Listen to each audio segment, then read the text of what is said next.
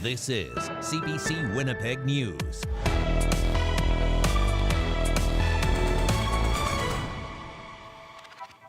Good evening. Thank you for being with us tonight. Winnipeg police are looking for a man after an early morning assault at a University of Manitoba residence today.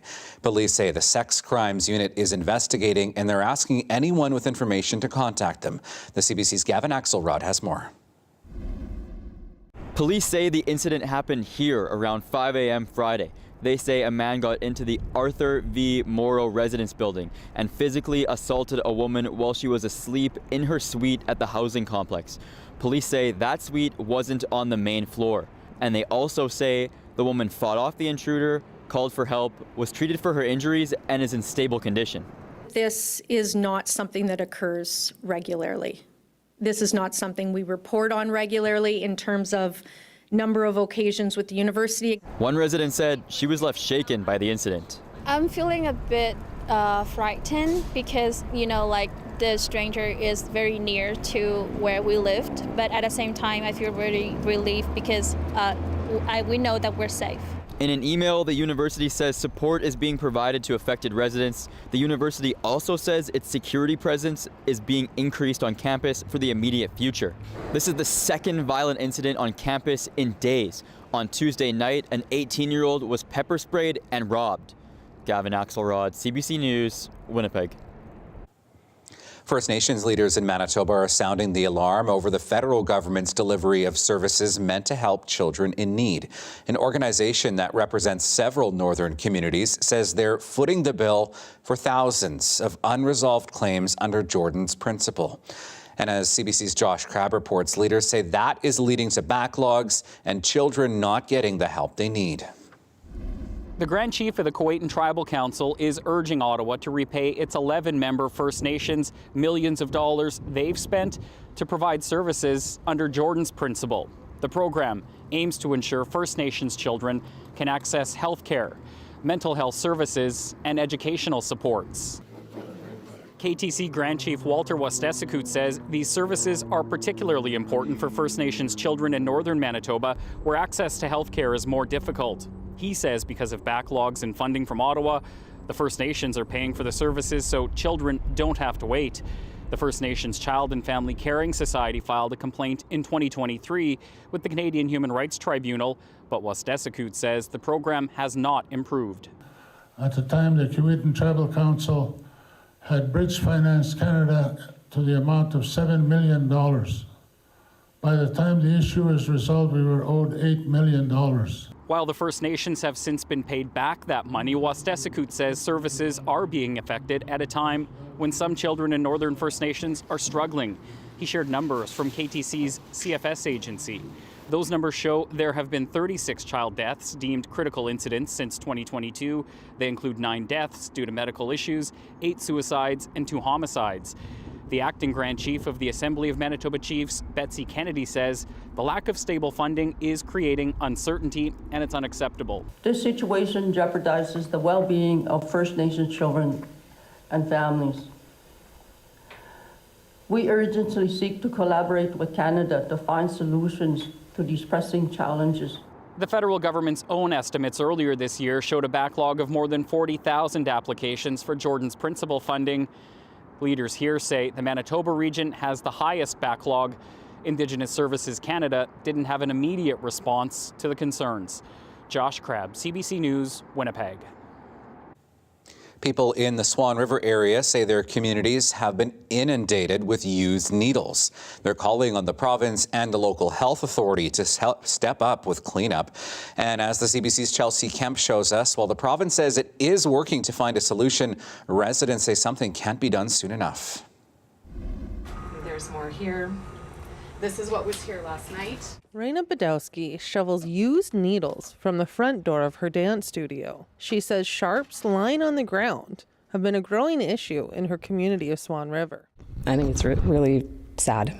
I don't think that is, kids have enough to worry about, never mind having to worry about needles in the place where they're supposed to be coming to dance school. Mayor Lance Jacobson says more than 500,000 needles have been handed out in the past year by organizations like Prairie Mountain Health and Manitoba Harm Reduction. it's not working. It's costing the taxpayers a lot of money, and I don't even mean in the healthcare or needle distribution. I'm talking about people in the communities and how much it costs us. If it's cleanup or even the crimes that come along with that. And Bylaw officer Derek Pewish says he gets a lot of complaints about needles found in parks, in playgrounds, and on the sidewalk. He says it has a lot of people worried about safety in the community. Cupfuls of them, sharps laying around everywhere with like the pokey ends sticking up, stuff like that. It's just ridiculous that everybody's safety is at risk. Swan River recently passed a resolution limiting how syringes are handed out and cleaned up. Swan Valley West has also created a similar bylaw. Manitoba Harm Reduction says they've started steps to limit needle garbage. We are actually just going to be launching a program where we provide people with small, discrete needle disposal containers, particularly those who are using substances publicly. Swan River resident Adam Maksuta says something needs to happen fast because people are scared. He recently found more than 100 used sharps by his church. Public safety has to be looked at. Secondly, the distribution of needles and the disposal of the needles. Thirdly, people have to start having some respect for other people's property. Meanwhile, Prairie Mountain Health and Manitoba Harm Reduction say they'll continue to hand out harm reduction supplies to those who seek them. Chelsea Kemp, CBC News, Swan River. A Manitoba judge is calling for a specialized team of police and paramedics to respond when people are in crisis.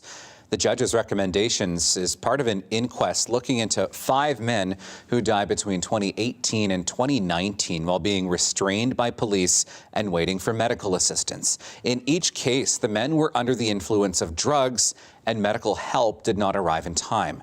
The judge recommends an officer and a medical professional jointly respond to a call when a person is in distress. Winnipeg's mayor suggested something similar last Friday. Scott Gillingham says such an emergency service would be funded by the province, but operated by the city. Winnipeg bus manufacturer New Flyer is expanding production. For the first time in decades, buses will be made here in Manitoba from start to finish. The CBC's Bartley Kivas reports. Politicians from all 3 levels of government are on board when NFI and its subsidiary New Flyer announced a $70 to $80 million expansion. NFI is expanding its Winnipeg operations so it can manufacture buses from start to finish right here in Canada for the first time in decades. This will result in 4 to 6 buses rolling off the lines in Winnipeg each week and 250 new jobs. The federal and provincial governments are helping out with $38 million worth of loans, direct financial help, and interest waivers on a previous round of loans during the pandemic.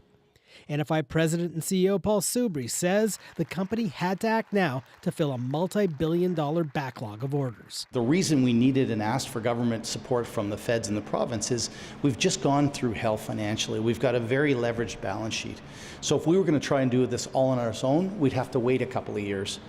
And do we miss the window? For now, NFI makes mostly diesel buses, but that'll change as demand grows for electric battery and hydrogen fuel cell vehicles. We'll create platforms or vehicles that we can have different propulsion systems in, but we'll also build them on the same production lines so that as the world changes, as the product changes, as the propulsions change, we'll adapt. The expansion is slated to be complete by 2027. Bartley Kivas, CBC News, Winnipeg. Well, I certainly think we should file today under another decent fall day across much of Manitoba, but I think a lot of people could most likely do without the wind. Let's get a first check on our forecast now with meteorologist Colette Kennedy. Yeah, thank you, Riley. I mean, it's hard to argue when you've got a lot of sunshine that it is a nice day, but all right, those winds a little blustery out of the northwest, as was forecast, but come on, times feeling a little bit cool there. But our afternoon temperatures as forecast, yes, Churchill not quite getting above the freezing mark, so -1, but then a lot of higher single digits and plenty of 10s on the board. Melita even at 11, in fact. So some nice conditions, and as we look ahead and start this weekend off, checking out your forecast for overnight tonight. It will be a cool one in Winnipeg, down to -5. Keeping in mind the winds will back off, but still enough of a wind chill that it could feel like closer to -10 10 if you're out late tonight or early tomorrow morning. Otherwise, then we come up to -2, still a bit of a wind chill, although those winds do change direction, and that's going to help us out moving forward. But a lot of sunshine, increasing cloudiness, and a high again tomorrow of 10 degrees. Your extended forecast coming up. Thank you so much, Colette.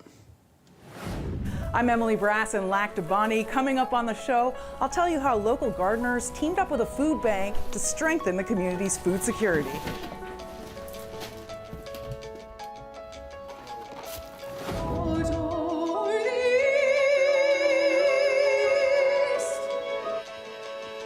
And telling the world's stories of Indigenous women through opera. We will hear from a Métis singer from Manitoba trying to do just that. That story and more when we come back. Stay with us. We're back right after this.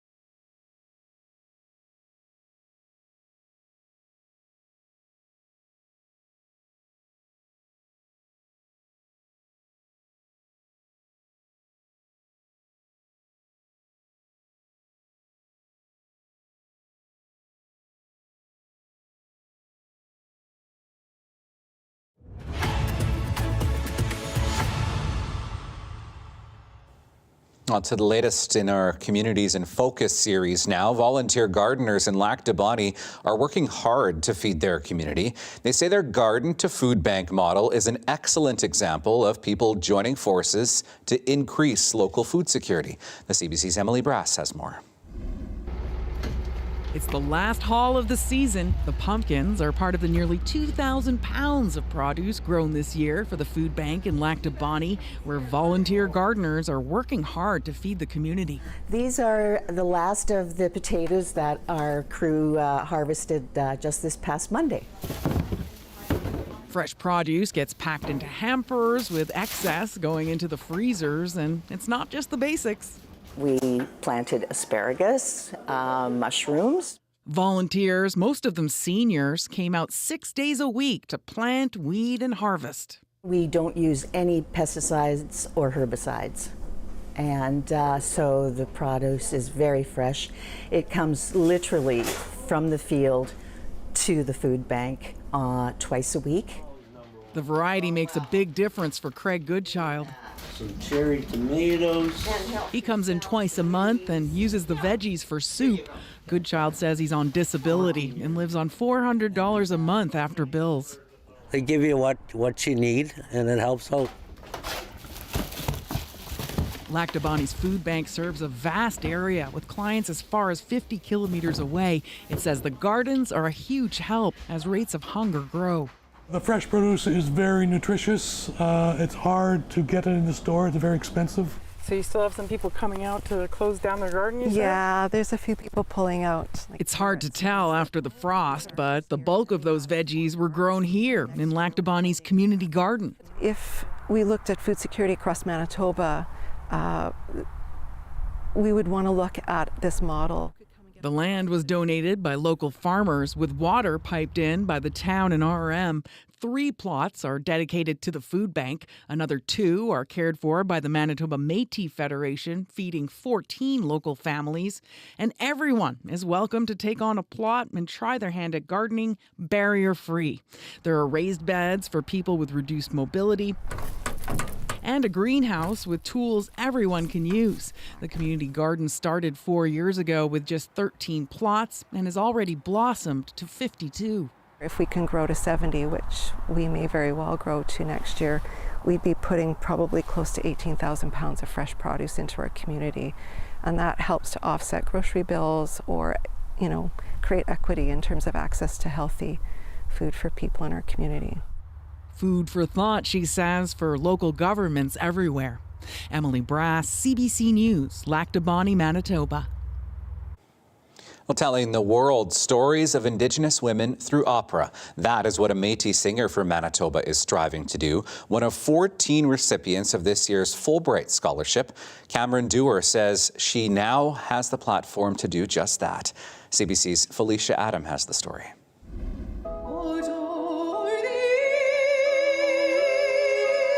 Cameron Dewar knew from the age of 13 she wanted to sing professionally.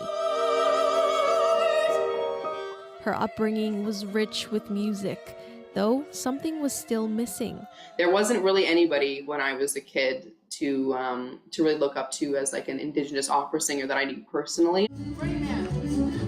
She's Red River Métis and grew up with traditions like jigging, fiddling, and playing instruments like the guitar and piano, often with her grandmother and father. We're still here and Métis. This year, Dewar was selected as one of 14 Canadian recipients of the Fulbright Scholarship, a highly sought-after award worth $25,000. She hopes to use the funding to share stories of Indigenous women. And there's been so many generations that have just been silenced. And I feel a great sense of responsibility. Last year, Dewar was part of the first ever Indigenous-led opera on a Canadian main stage. It was put together largely by Indigenous artists and used the Métis language of Michif. Ein Mädchen oder Weibchen wünscht Papa genau sich. She credits a university music teacher for introducing her to Indigenous opera.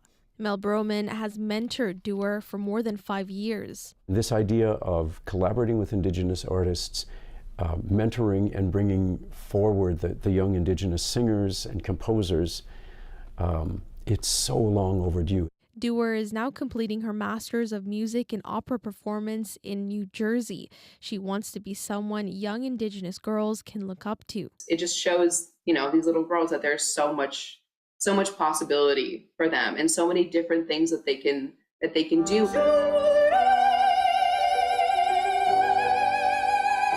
Like finding and using their voice. Felicia Adam, CBC News, Winnipeg.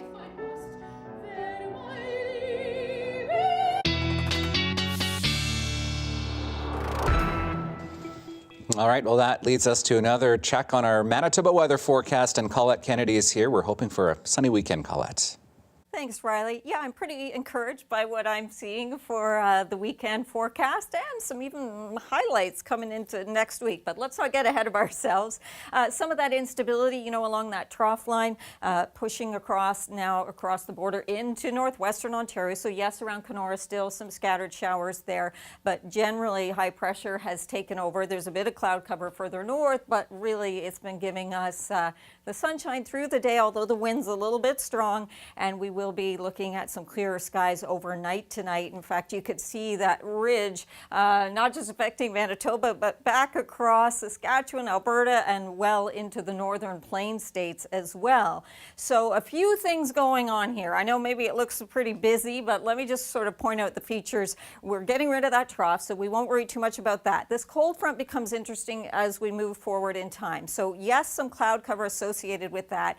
As this ridge slides off a bit further towards the east and we get an area of low pressure developing and trying to move in, we get that cold air trying to sink southward, some cloud cover along where it's meeting with some of the warmer air trying to push northward, and it becomes almost a little battleground here. So we get to what we call a stationary front. So they're the air masses are meeting up and nobody's quite winning. But what I want to say is that as we move towards about Monday, I think the warm air will start to win that scenario, and so we'll see that bump up in temperatures coming our way. Those winds, which have been blustery, yes, backing off somewhat tonight and tomorrow, but also important is seeing the change in direction in terms of where they will be coming from, more of a southerly flow, and then as they get lighter, it gets a bit more erratic, but we do get into that warmer flow, certainly closer to the international border. All right, so what do we have in store? Let's just start off with the weekend. Okay, so sunshine tomorrow, some increasing cloudiness later in the day, 10 degrees after a cool start, a cool morning low, but then increasing cloudiness. So Saturday night into Sunday morning, we do have some of that cloud cover, and then we should get the improvement coming back to us with more sunshine. Sunday, that bump up might be a little breezy, but Monday, 16 degrees with sunshine. And I do have to just point off what's happening. Yes, it looks like pretty much seasonal conditions for Halloween, but get those costumes sorted out because we could have some flurry activity coming our way too. I'll have your dog walking forecast when I come back. This looks spooky. Thanks, Colette.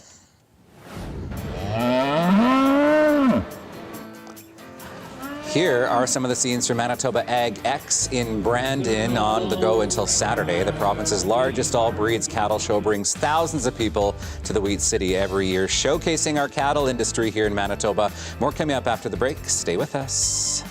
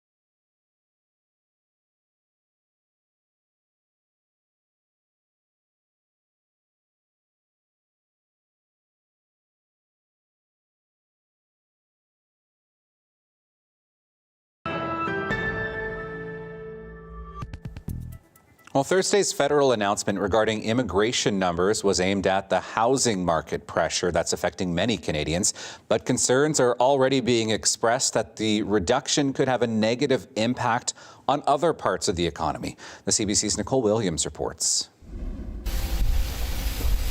Today, Chadwick Lewis works solo at his small-scale urban farm in Ottawa. But over the last 4 years, his business has grown big enough that he hires a team of farmers every summer, most of them newcomers to Canada. There's a lot of people who come here and want to get back into farming because they have some farming experience from back home. But he says the federal government's decision to dramatically lower immigration levels over the next 3 years has him worried. I do imagine that this is going to have an effect on how I hire, where I source employees from within the next few years. It comes at a time when Canada has already tightened the reins on immigration, including international students and the Temporary Foreign Workers Program. And business owners are feeling the pinch. I don't know who government thinks we're going to be hiring, but there are hundreds of thousands of positions that have been sitting vacant for months and months. But the federal government says the new targets will bring much needed relief to the country's strained housing market and ease pressure to build more homes. The only way to address this imbalance has been on the demand side because the building industry is already running full out. Though not every expert is so sure the move will do much to make rents or home prices more affordable. I don't think it's a particularly evidence-based move, nor do I think that a reduction in immigration without any other policy changes will alleviate the housing crisis being faced by Canadians. Other economists CBC has spoken with also say population growth has kept the economy afloat, and even a small decrease could hurt. Nicole Williams, CBC News, Toronto. Joe Biden issued an apology today for boarding schools in the U.S. that Native Americans were forced to attend. They operated for 150 years, ending in the 1960s. But the federal government has never formally apologized for what happened until today. I formally apologize. The program's stated policy was assimilation. A U.S. Interior Department investigation has documented the deaths of almost 100 children. Locally, the Assembly of Manitoba Chiefs calls Biden's apology a significant step toward healing. In a statement, Acting Grand Chief Betsy Kennedy said, in part, "We hope this apology sparks tangible action, much like our Truth and Reconciliation Commission here in Canada, to address the ongoing legacies of these colonial policies." Saskatchewan health officials are investigating after an Indigenous elder had his hair cut off without his permission during treatment for a leg injury. The patient's hair was braided into a ponytail for cultural and spiritual significance. Now, Indigenous healthcare advocates are calling for answers on how that happened. Alexander Silberman reports. It's going to haunt me. Reuben St. Charles is still in shock when he looks in the mirror. I had a long ponytail up to here. His long braid gone, cut off without consent at a Saskatoon hospital while he was being treated for a fractured hip. I was in enough pain as it is. When the Métis elder got into an ambulance in late August after a fall, he passed out from the pain. He woke up hours later at the Royal University Hospital and noticed something was wrong. My ponytail was gone, and I started screaming. The 73-year-old had been growing his hair out for 30 years for cultural reasons. He had planned to one day pass it on to his sister after his death. He says he swore and yelled after realizing his ponytail had been cut. After he started asking questions, he says nurses behind a curtain laughed at him. St. Charles received an apology letter from hospital officials. It says, in part, "We acknowledge this incident caused a profound impact on you, and we are taking immediate steps to fully understand what occurred." But St. Charles says he wants an apology and an explanation directly from the person responsible. Why? Why did they do that to me? What on earth would provoke somebody to cut someone's hair when you're operating on his hip? This patient advocate says the incident showed a lack of respect. For Indigenous people, our hair is more than just a body part. It signifies so much to us. Forcibly cutting hair is one way residential schools stripped away Indigenous identities. The Saskatchewan Health Authority says it recognizes that cutting hair without permission can invoke past cultural trauma, and that an external investigation is underway. Alexander Silberman, CBC News, Regina. King Charles today addressed the harm caused by Europe's colonial conquests. He was speaking at the opening of the Commonwealth Summit in Samoa, where demands are expected to be raised for reparations for the British slave trade. I understand from listening to people across the Commonwealth how the most painful aspects of our past continue to resonate. It is vital, therefore, that we understand our history to guide us to make the right choices in the future. Britain's history in slavery lasted almost 200 years. It ended with a series of laws in the first part of the 19th century.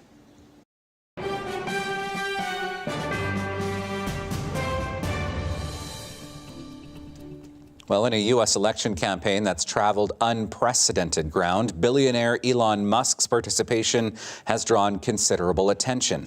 Today, the Wall Street Journal alleges he's in close and regular contact with Vladimir Putin. And yesterday, Musk had the attention of the U.S. Justice Department. Katie Simpson reports. Tech billionaire Elon Musk is known for pushing boundaries. His latest venture, a $1 million lottery in election battleground states, is gaining popularity, but may also be illegal. The U.S. Department of Justice reportedly sending Musk a warning. This unusual contest may violate federal law. The reason that that's potentially illegal here is because there's a federal law that prohibits paying someone to vote or to register to vote. The lottery is only open to registered voters, and they must live in a swing state. To enter, the voter must sign a petition supporting free speech and gun rights. Every day from now until the election, we're giving out $1 million prize. But no winner was announced the day of the warning.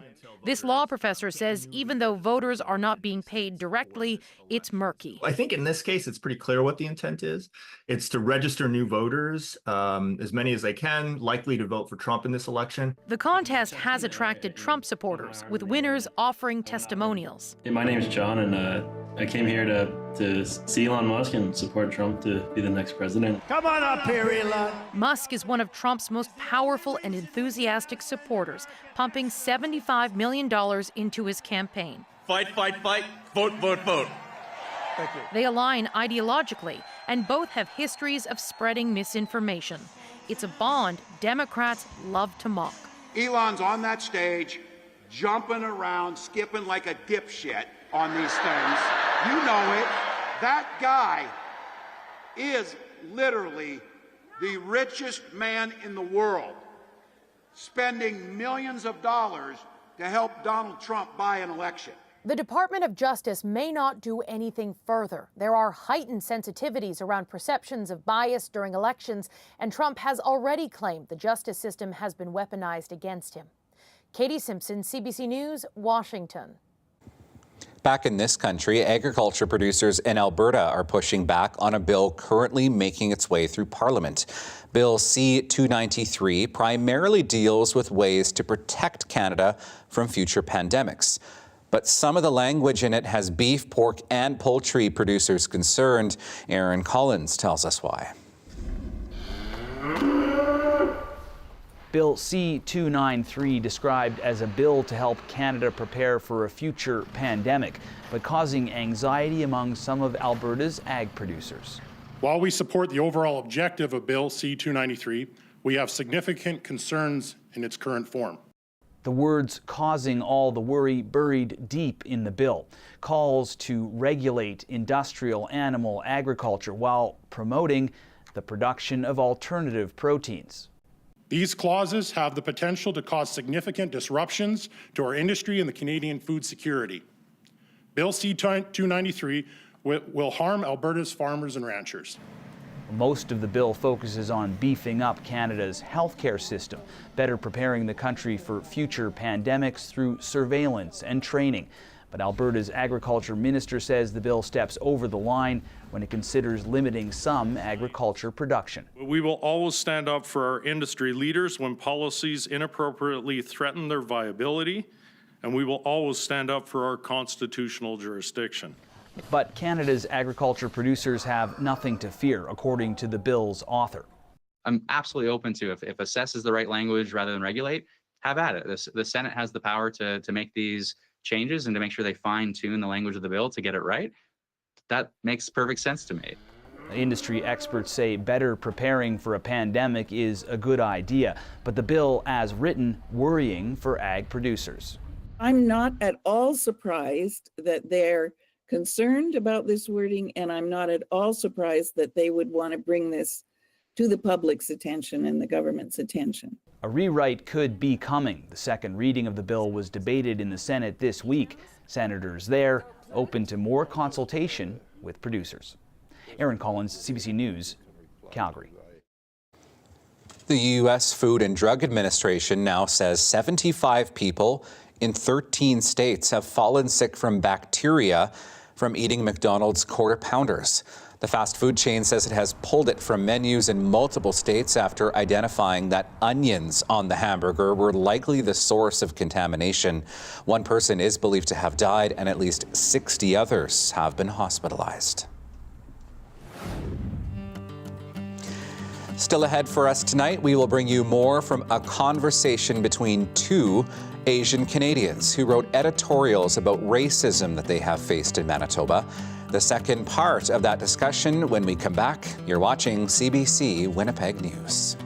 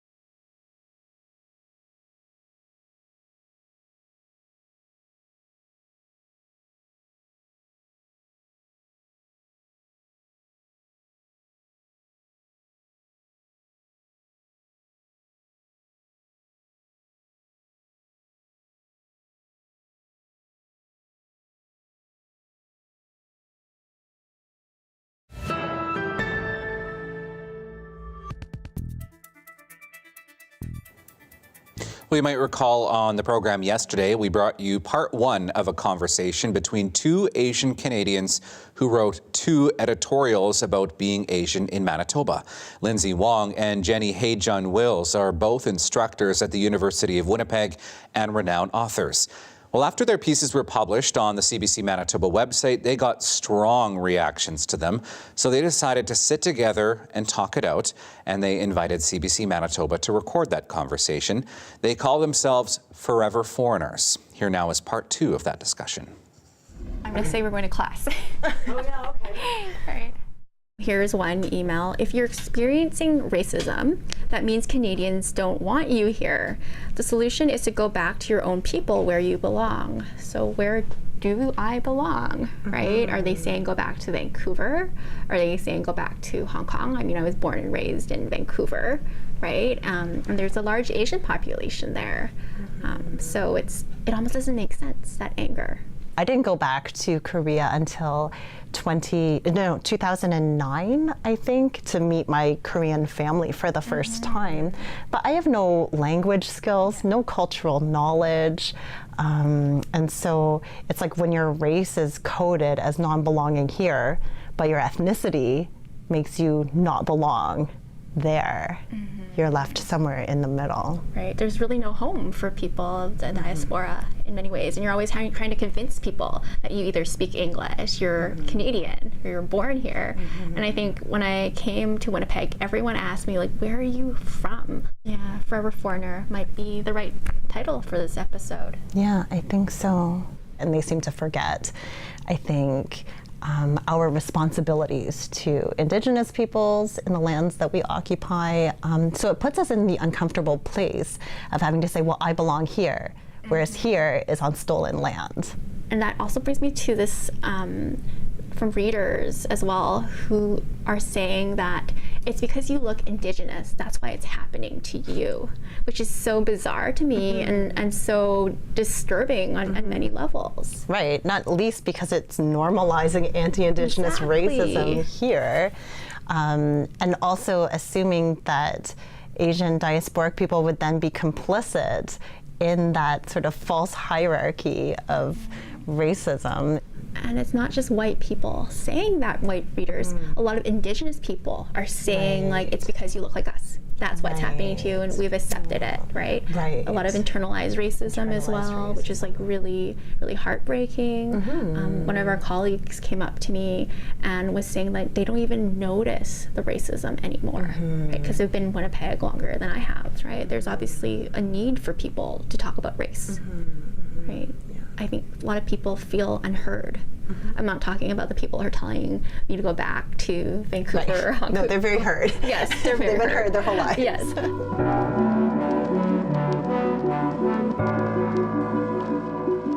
I mean, we talked about these things long before our first person pieces. I'm sure we'll continue to talk about them later.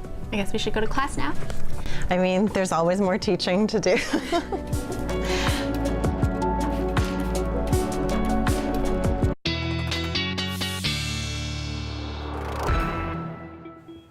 Well, crews in British Columbia are racing against time to prepare for what could be another weekend of flooding. Some areas in the lower mainland are expecting up to 70 millimeters of rain. This all comes after last week's record-breaking atmospheric river on Saturday. A mudslide swept away a home, killing a 57-year-old local teacher. Meteorologist Colette Kennedy is back with a look at our Manitoba forecast now. And Colette, we're not looking at any major precipitation, at least here in Manitoba.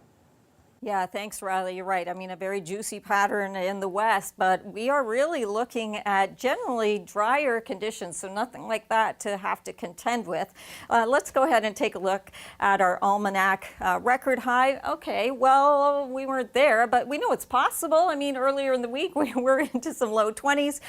We know this is possible too, and thankfully, we're not reaching those kinds of lows. Your normal high 6, which by the way, dropped a degree from yesterday, so now seasonally it's 6, and -3 for that normal low. Will be a little bit cooler than that overnight tonight. Sunrise tomorrow morning 8:09. I do want to point that out because with the cooler night tonight, till the sun comes up, once it does, we'll see things starting to warm up rather rapidly, but until it does, there's going to be a cool feel and a wind chill factor to deal with too. So there's that trough, allowing that cooler air to sink in, and we're more sort of right around seasonal, right along that border with what's cooler air to the north and warmer air to the south, but the stronger winds with the jet stream driving some of the winds and the gusts that we saw through today and experienced today, which will be backing off. A look at tonight's forecast. This should be -5 here for Winnipeg, and elsewhere we're seeing lots of readings close to that. -5 Virden, -7 in fact, with some of the cooler numbers. Seeing that for Thompson as well.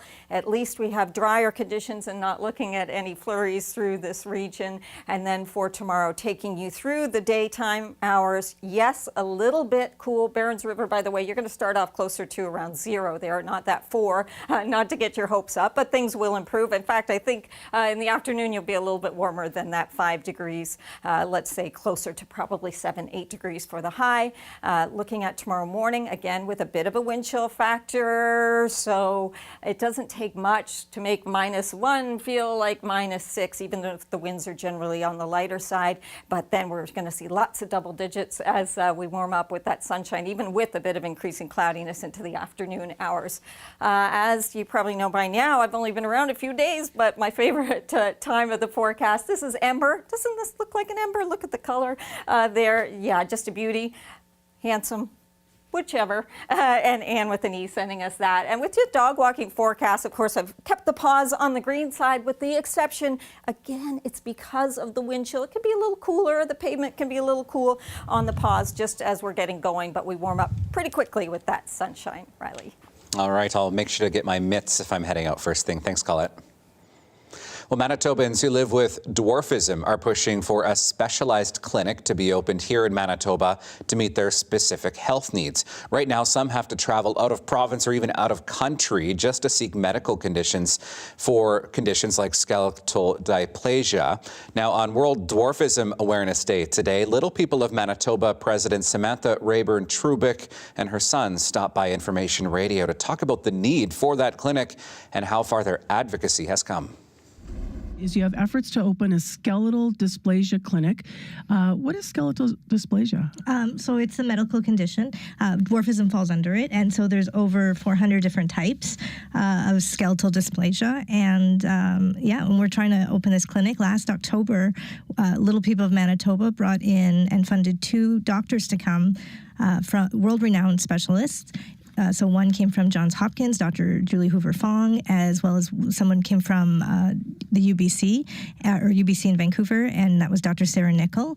And they came and met with local doctors here, and we wanted to provide them with that connection to these doctors so that they could have, someone to reach out to if they had a person with dwarfism or skeletal dysplasia come through and they had that contact. And then they also met with our membership and provided consultations. And then from there, we were able to connect with some of these doctors. And there's fantastic people in Manitoba and in Winnipeg specifically. There's 3 doctors who are willing to help us open this clinic, and specifically Dr. Suleiman Badian, who has just taken this and really run with it. So when you think about, obviously, skeletal dysplasia as it relates to dwarfism, I mean, all forms of dwarfism, as you said, come under this umbrella, but the bones do not and can't grow in a usual typical way. But what challenges might that pose through someone's life living with dwarfism where a clinic, could help? So many, there's so many challenges, and each form of dwarfism has different challenges, but specifically it could be something like spinal stenosis, sleep apnea, hydrocephalus, there's lots, and it really could be a life or death situation. It could be having a specialist here, having someone here who could help and who just knows the ins and outs of everything would be phenomenal. Right now we either have to go to the States or for specialists, or you go to Toronto, or you go to Vancouver, and here in Manitoba, Winnipeg specifically services Northwest Ontario, services Saskatchewan, services Northwest Territory. So there's a huge community that could benefit from this. It's also World Awareness Day. So what would you like people and fellow Manitobans to know about living with dwarfism? It's great. I feel amazing with it. I love sharing my story, encouraging people, and just be you, be who you are, and just live life to the fullest. And when you share your story, what are the most common questions that people ask you about it that you either think are great questions to ask, or maybe stereotypes that you really wish that they would get over already? I mean, most people they go to the worst, like asking like, what are the problems I deal with? Got it. Like, I can't reach the top shelf, obviously. And they go to that. And I just explain to them, like, I just either ask someone to grab it for me, or I get a stool, or I alleviate their fears by telling them all the good things. And yeah, there are a couple bad things, but that's just life, you know? All right, we are taking another break. Still ahead, Colette Kennedy is back after the break with a last check on our 7-day forecast, which of course has Halloween on it now. And I know we're maybe looking at some flurries. She'll have all those details coming up. We're back right after this.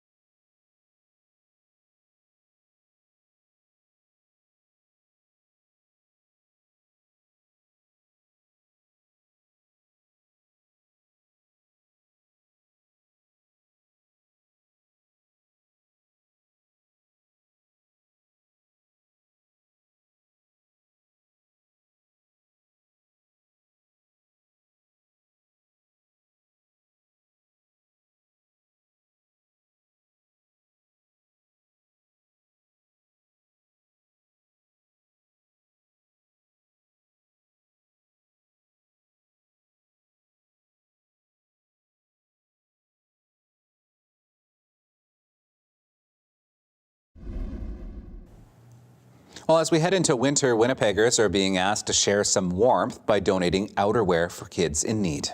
The United Way says the coats for kids' shelves are bare right now. They're looking for winter wear of all kinds. The biggest need, they say, is for children's sizes 6 to 8. at that age, kids tend to be playing on their knees a lot. They get holes in their ski pants, the zippers break, and you know, they're not really in good condition to be donated. And so if you have some, if there's even minor rips and tears, we have volunteers who will clean those up and get them ready. They also need adult coats in sizes large and extra large. She says they don't have to be cleaned before donation. They have a number of local hotels that they're working with that will wash the donations that they receive.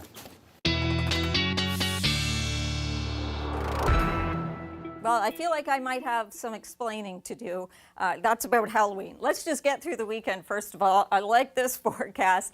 We'll have some increasing cloudiness as the day wears on, a cool start, but 10 degrees the high, plenty of sunshine Saturday. Sunday looks good too. And how about Monday? Maybe a little breezy, but temperatures well above seasonal. So this is all the good stuff. And I'm not saying it's bad after that. What I mostly want to point out is that Halloween is still several days off. So this forecast, I'll be back with you on Monday. We'll take another look at it, but it does look like temperatures are going to be closer to seasonal, just in case you're kind of tweaking things over the weekend or parents working on those costumes. But a little bit of light snow Wednesday night into Thursday, or some flurries possible. It's possible. So let's revisit that. For now, we'll enjoy the weekend. We'll do it. Thanks, Colette. We'll stay with the Halloween theme and something spooky happening on Cape Breton Island. Have a look in our Daily Lift.